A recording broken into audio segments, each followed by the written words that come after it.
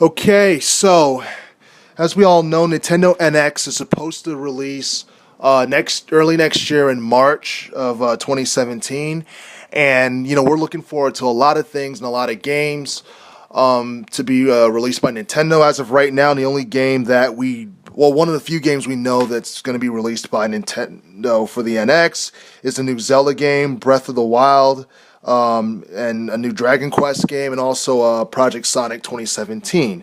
But the thing about the Nintendo NX is, are they going to do what they did with the Wii U and make the console backward compatible?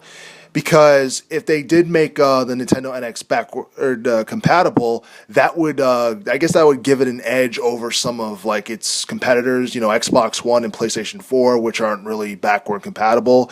And I feel like it's something that makes them stand out because when the Wii U was backward compatible, it was pretty cool because you got to play older games and it allowed people to enjoy classics that they couldn't enjoy despite the fact that they didn't get the console for that specific game that they bought. Basically, like for the Nintendo NX, there's a lot of cool titles that's supposed to be released, but there are some titles that have been in the Nintendo series for a while, and we haven't seen a sequel or a remake or anything for any of them. One of the games in particular would be, I would say, F-Zero. The F-Zero series, ever since the early 2000s, specifically 2003, when the last F-Zero game came out, which was awesome. It was a pretty cool racing game. We haven't really gotten any main F-Zero games for for a home-based Nintendo console or anything like that. Also, and this has been going on for a while, and a lot of people haven't really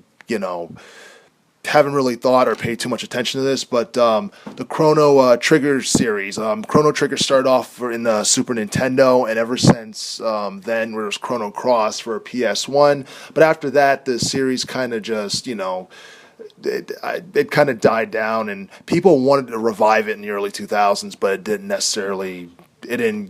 really happen. I think there was a cease and desist order sent against the people who try to remake the game and all that. But it'd be cool to see Chrono Trigger and F-Zero, a new game for the Nintendo NX.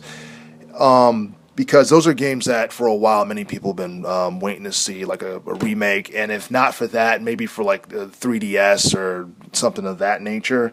But as far as the Nintendo NX is concerned, it'll be interesting to see how it does in terms of sales, because a lot of us thought we were going to get the console was going to be released sometime late this year, but it turns out it won't be released until early next year.